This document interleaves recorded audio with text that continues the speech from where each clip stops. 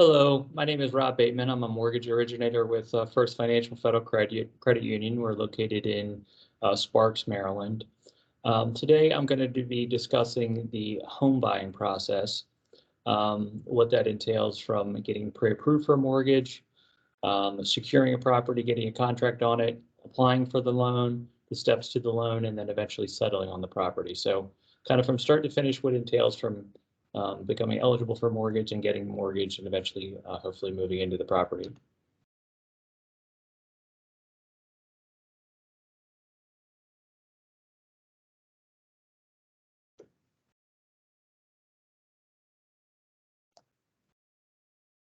Once again, my name is Rob Bateman. I'm a mortgage originator with real estate originator, mortgage originator, kind of used interchangeably, but with First Financial. I've been with First Financial for about 6 years.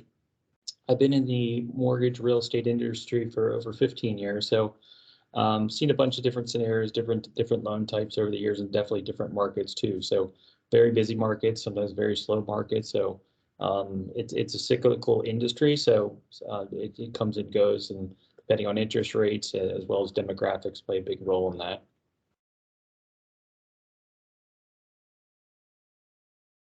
First step in the home buying process would be to get what we call a mortgage consultation, whether this is kind of for someone who doesn't have any history of buying a home or owning a home or isn't familiar with it is home ownership at all. So kind of an initial consultation, it's before having your credit run or before having, actually applying for a pre-approval. You can get with like a mortgage consultation where you just kind of discuss, what would entail our guidelines and what you need to do to be in a position to be able to buy a home. Some people will, know very quickly they're not nearly qualified or ready to buy a home, and therefore they avoid having to do a credit check. Maybe they would be qualified, but they are not comfortable with the payment of the properties that they were looking at. So do what we call a mortgage consultation would kind of be initial process of purchasing a home. Now, just to determine a typical price range for you, whether it's 100,000, 200,000, 300,000, depending on your price point, determining how much money you have for your down payment, how much you could put towards your closing costs, and then a monthly payment that you would be comfortable with. So even if First Financial or any institution could approve you for a certain amount, and they feel comfortable lending you that, X amount of dollars, it does not mean that you would feel comfortable having to make that monthly payment each month. So each person has a different comfort level. Each person's financial situation is different. Some people work on commission, some people are self-employed, and other people are salary. So some people have different levels of risk. Some people are comfortable with fixed rate mortgages. Some people want adjustable rate mortgages. Some people, are more conservative than others. So depending on your risk tolerance, your age, and your, career and your financial situation, every person's mortgage scenario or situation is different as well. And that's why it's important just to get kind of a general area understanding of, what is required to purchase a home, what comfortable price range you should be looking at before you get too far. That would kind of be the first step. You could give us a call, just our main number. We can discuss it over the phone. Some people who are already comfortable, maybe they did the research themselves online, or maybe they've owned multiple homes before and they don't feel it's necessary. That's completely fine too. It's just kind of an optional piece if someone wanted to get some type of consultation of what's required to purchase a home or what is involved in home ownership. So that would kind of be the first step. And then the next step would be actually applying for the pre-approval for a home purchase.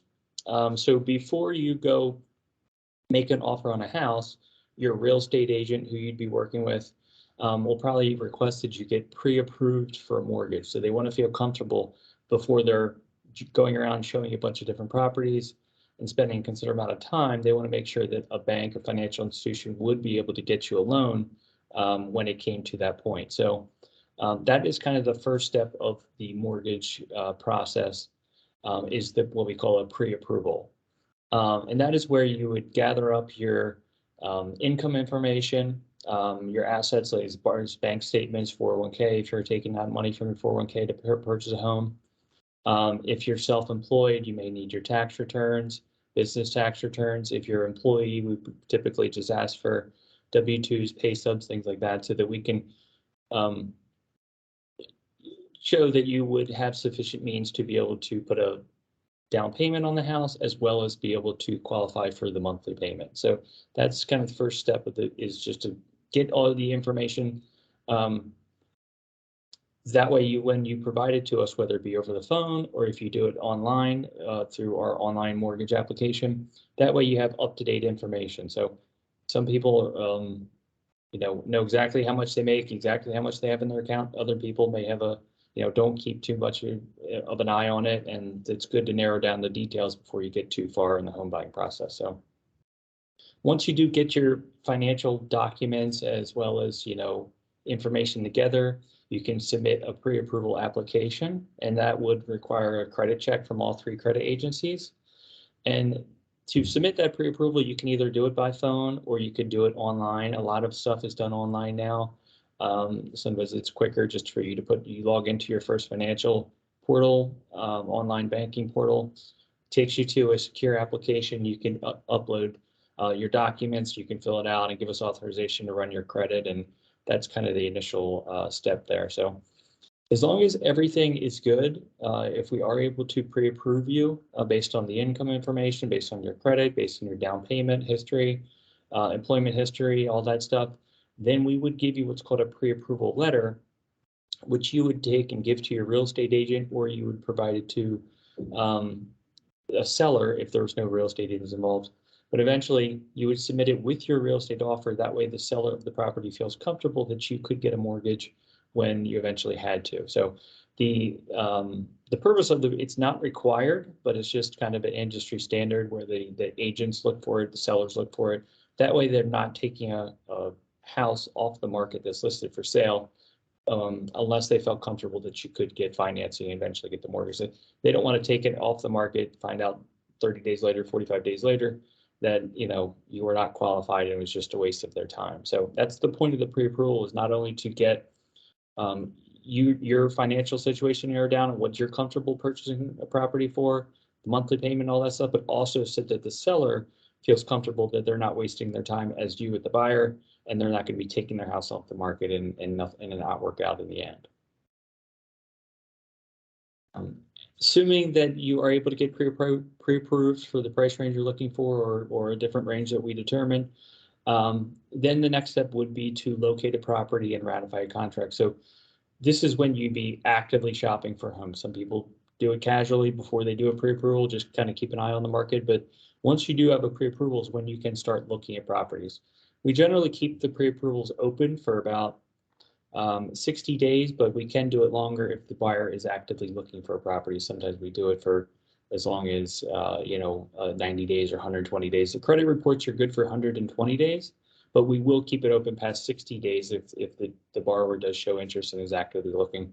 Some people want to get pre-approved and they're not looking to do anything for another year. They just wanted to see where their situation is. Some people want to get pre-approved and they're active and they're looking to do something in the next month or two. And so it's more immediate. So that would be the next step. After you have the letter, you work with a real estate agent. You may look at a bunch of properties, or maybe just a few properties, maybe if you already know what you're looking for. And that would be to locate a specific property, make an offer on the house. Once your contract is accepted, it becomes a ratified contract. And then you can actually start applying for the loan. So it would be you negotiate a contract with the seller. Once it's signed by all parties is when you would start to move forward with the actual application. As I mentioned, the next step after having the contract accepted is to sign your application. Most of I say sign, but most of it is done electronically now. So most of them are electronic signatures, where what you do is we would email you documents to a secure portal, and you just log into your account, preferably from desktop. Sometimes people can do it from a phone or from a laptop, but and then they're just giving electronic signature to consent to move forward with the application. And that way you have a copy of all the documents you've signed, and it avoids you having to go in person to go somewhere or had to print out a bunch of documents and have to mail them back or drop them off. So it can be done through the mail if someone does not have access to a computer, but the overwhelming majority of them that we do nowadays are done electronically through a secure site that we have. So you would sign the application for the mortgage, and the mortgage is for a specific property. So you're not signing the actual application until you have a specific property. That's why a pre-approval is basically you to look at any properties. The application is when you actually have a contract on the house and you're applying for a specific property.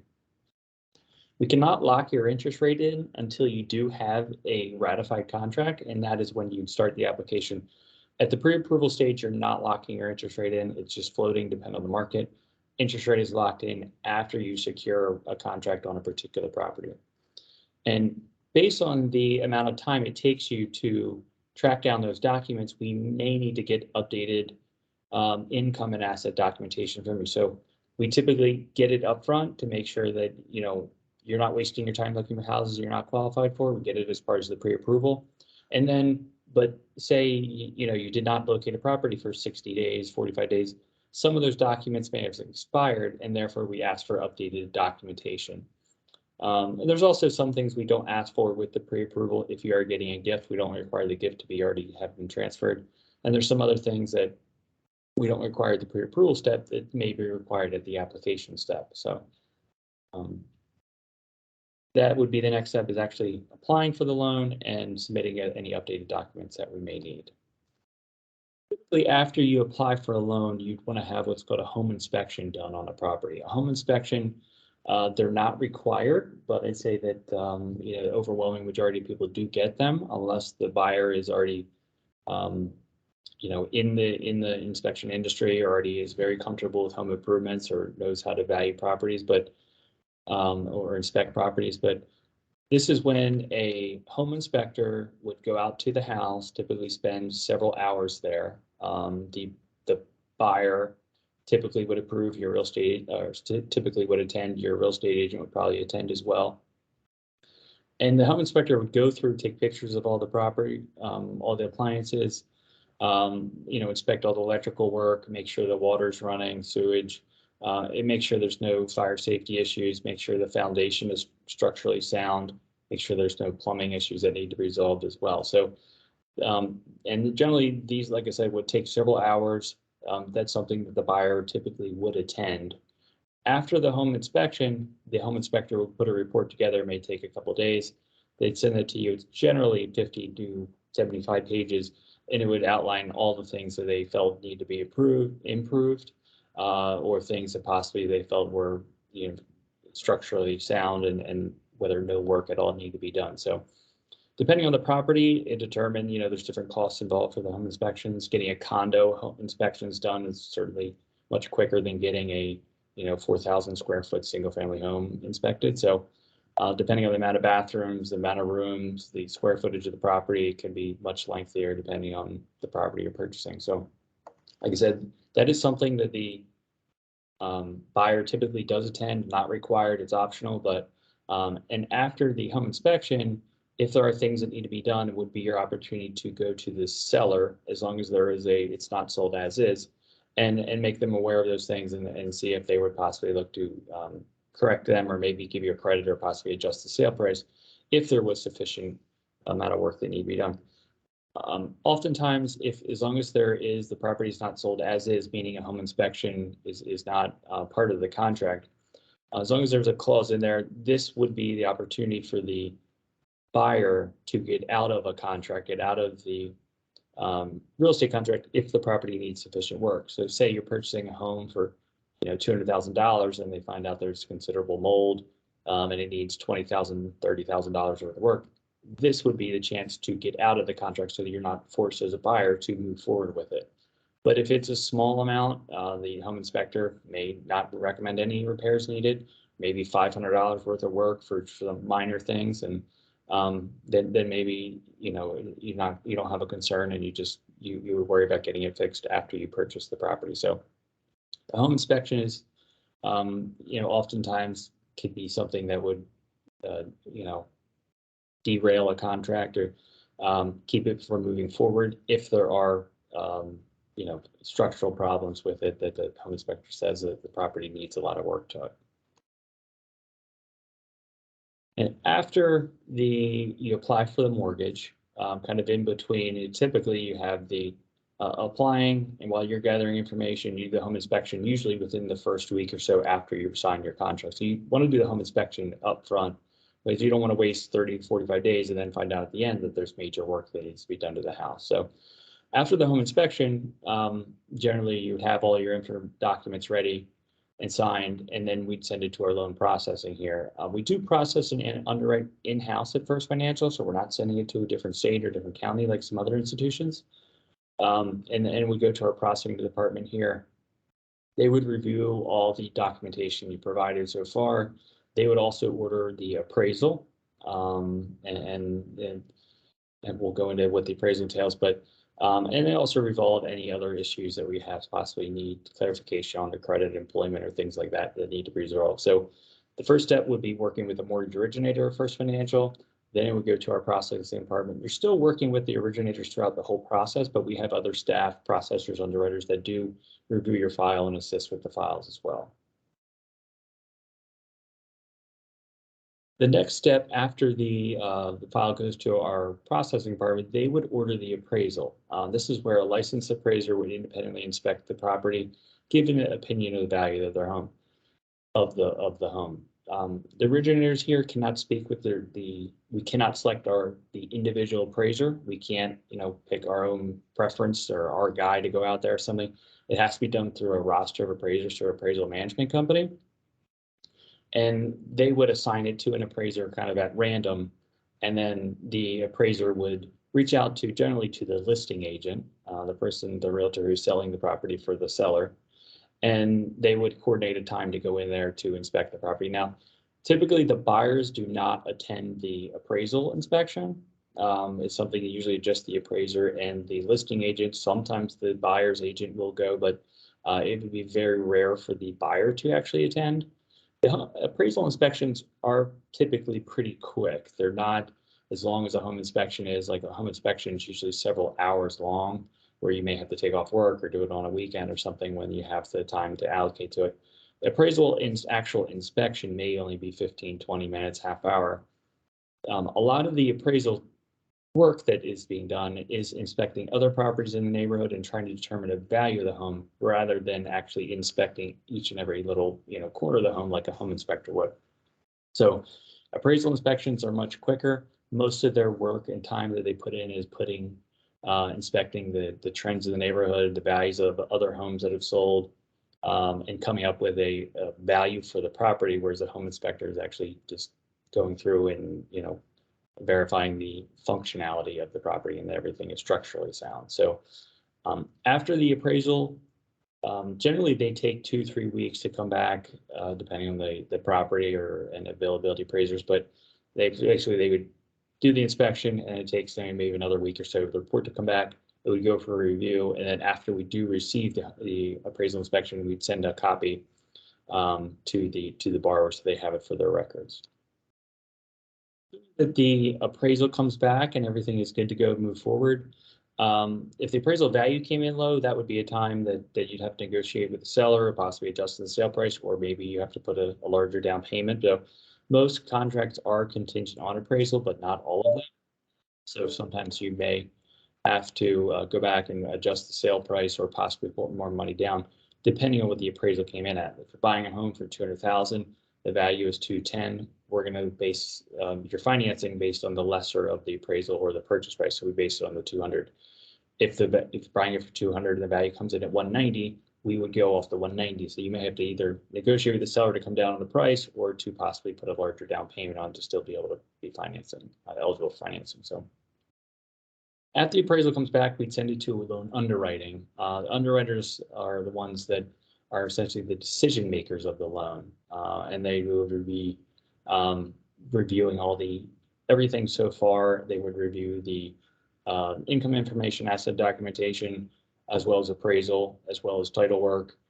They're kind of and as a homeowner's insurance, they're reviewing the entire file from start to finish of your several weeks worth of work that you've already put in of applying, and up to that point everything you've put into it. So the underwriters review the file in great detail, and they would make a decision on one. They'd either approve it, where they say, okay, it's good to go, ready to close, nothing else we need. They may approve it with conditions. That means that they would say, we feel comfortable giving them this buyer a loan, but we still want to get clarification on this, or we possibly want updated, pay stub or something else, something additional to make sure the loan is qualified for financing. But that way that if there's anything left over, that you still have time to track it down. Sometimes it's hard to get certain documents, or certain. So maybe you supply as much as you can, and you're still waiting on one additional item to come in or something like that. So they may approve it with conditions, meaning yes, we'll do it based on the borrower getting an additional pay stub, or the borrower getting us another bank statement, or clarification of a gap in employment or something like that. The others would be they may suspend the loan, and that's kind of like a condition, but not far enough along that they felt approving it. The approval with conditions are usually pretty minor. If something's suspended, would mean that there's concern. They definitely did not have sufficient information to make a decision on the loan. So denial would be they reviewed all the information and they did not feel comfortable that we could get you approved. So denials are generally more rare as long as everything with the pre-approval process was done correctly, because so much of the information was already reviewed. But loans do get denied if possibly there's an issue with the title, maybe the house didn't appraise high enough and you don't have more money to put down, or you don't, didn't want to, the seller wouldn't adjust, or possibly, from when you started, maybe you'd missed some payments on some loans, or maybe your job changed in the meantime, or people's financial situation does change from when they applied for the loan with the pre-approval and consultation to when they actually go to buy the house. So there are reasons for loans sometimes be denied, or possibly we were not aware of certain information that came about throughout the process that may have an impact on your loan, and the underwriter therefore no longer felt comfortable approving it, even though it looked okay when we started. So people's financial situation changes over the months, credit scores go up and down, payments get missed, expenses and down payments and bank statements, and all those numbers change throughout the month. So sometimes a denial is required if not enough information was provided up front.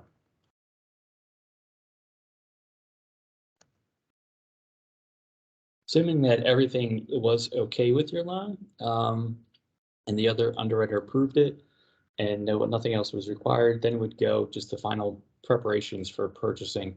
We'll go through an audit process here, we would review it, and we'd also do a final verification on the plan where we would actually reach out to your employer, make sure you are still employed. So you apply for a loan in the beginning, 30, 45 days, you're employed, provide your pay stubs, W-2s, all that stuff. Prior to settlement, we want to make sure you have not quit your job, changed your job, or been any financial situation has changed. It's in the month since you applied. So we would verify your employment. It's typically just a verbal verification. We're just calling the employer to make sure that you are employed there, that you have not left your job, and that way we feel comfortable moving forward. But sometimes people have quit their jobs, sometimes they've been fired, sometimes they just saw a better opportunity, or maybe their hours cut, depending on the situation. So that's why we do that verification, kind of the last step. Assuming everything checks out there, we send what's called the closing disclosure. The closing disclosure is generally the final numbers for the loan, and this is where you get to see how much cash you have to bring settlement, your payment, all the numbers combined, everything in there. When you start the process, we provide you what's called a loan estimate, but it's kind of hard to get firm numbers on some of these things because you don't know the title fees always up front, you don't know the homeowner's insurance up front, and some that you don't know exactly when the settlement date is sometimes if it's a pre-approval. So a lot of the numbers change throughout the process, and therefore prior to settlement is when about a 3 business days prior to settlement, you get the final numbers so you can review it, make sure you're comfortable with it. That would be the time to get any adjustments made, or that way there's no last minute surprises and you're not showing up at settlement and the down payment significantly more than you're anticipating, or that the monthly payment is much different than you were expecting. So that would be what's called the closing disclosure, sent to the buyer about 3 business days. We try to get them out a week in advance to make sure everyone is okay with everything. The closing package, we would send this to the title company. The closing disclosure generally goes to the borrower, so it's usually 3 to 5 pages. So you get to review the actual package with all the documents required signed is when we'd send that to the title company. The title company actually handles the settlement. So even if you apply with us, even if your loan will end up being with us, the title company actually handles the settlement and actually signing of the official loan. So we do not handle that at First Financial. Another institution actually handles the actual settlement. Even though the loan ends up with us, we don't conduct the settlement. So a lot of times the settlement's either at a title company's office or possibly your real estate office, agent's office. Assuming everything is good there, you're comfortable with the closing disclosure, everything is proved and good, then you generally do a final walkthrough, possibly the day of your settlement, maybe a few days before your settlement, to make sure that from, you make an offer on a house, make sure that 30, 45 days have passed since then, that there's been no significant damage to the house. Everything now that possibly it's emptied, the seller had furniture in there before, now it's all moved out. Want to make sure there's been no significant changes to the property since when you first purchased it. So you generally do a walkthrough, like I said, maybe the day before, possibly the day of settlement. It's usually pretty quick, but just make sure that the home has not been struck, significantly changed since when you made your offer 30, 45, 60 days prior to. So the seller may live there. You may make an offer on the house. The seller may still live there for another month and a half. And you want to make sure they still, maintain the property from when you first made your offer. So, and then you would go to the title company's office or the real estate office and have your settlement. Now the loan actually funds the same day on a refinance transaction, which is, essentially this is already after you own a home. There's a rescission period, but on a purchase, when you're buying a home, you sign your documents, it goes through the same day. So you'd be the homeowner that day and your mortgage would start that same day. So title company conducts the settlement and that's where you would receive the keys to your property and your homeowner. So that would be the next step is get your title company conducts a settlement, then your loan is official, the house purchase is official, and then you would get the keys to the property, you can move in. And that's kind of the end of the home buying process of how it works. But certainly, if you had more questions, you feel free to call First Financial or our main number 410-321-6060 option 4, and we can answer any questions for you. Just cover real quick some of the benefits of using First Financial. We have very competitive rates as fees as far as the credit union. As far as it's a 30-year fixed rate, 15-year, 20-year adjustable rate. Our closing costs are very in line with the market, oftentimes lower than the market as well. So our rates and fees are very competitive. We do service our loans too. So a lot of times homeowners don't like having their mortgage sold to different institutions. Sometimes they get sold, several times a year. Sometimes it's just maybe once every couple of years. But the loans are here with First Financial, so you don't have to worry about them being sold to other institutions, at least at this time. And we haven't sold any loans for several years. We do servicing our loans, so at this time everything is serviced here. And we also everything is centralized. The process and underwriting is centralized here, so we don't send it to a different state to be underwritten or a different state to be processed or a different location. Everything is done at our administrative building. It makes it very easy and it makes for a smooth process rather than you have a mortgage originator in one state, a processor in a different state, underwriter in a different state, and they're not all on the same page. Everyone here at First Financial works at the same location. That makes it centralized processing. Underwriting is a much more efficient process rather than trying to you don't have different parties working on something that are maybe not even working in the same office or communicating on a daily basis. So those are just kind of the perks of using First Financial. There's some different products we have, and you can check out our website to get the latest interest rates because they do change. So I didn't want to put the rates on here, but we have fixed rate mortgages, just rate mortgages. The home equity loans and home equity lines of credit are usually more for refinances after you've owned the home, but sometimes people do a home equity second mortgage or a line of credit with their purchase. So you can do a combination of a fixed rate mortgage with a home equity line of credit, just rate mortgage with a home equity line of credit, something like that. But Those are other financing options that sometimes people can look into, and those are, sometimes we are running promotions and offer different incentives depending on the products you can look into, but feel free to give us a call if you had questions about it or wanted to see what our rates are. But our rates are on our website, firstfinancial.org. Click on mortgage rates and you should be able to see the latest rates that we have. Yeah, if you have any questions, feel free to give us a call or shoot us an email. We have the email address here, origination@firstfinancial.org. It's just our main email. And then the phone number, if you wanted, had a question, you can give us a call, 410-321-6060, option 4. So that pretty much wraps up the presentation on the home buying process. Look forward to working with you eventually, hopefully, but feel free to give us a call with any questions. Thank you.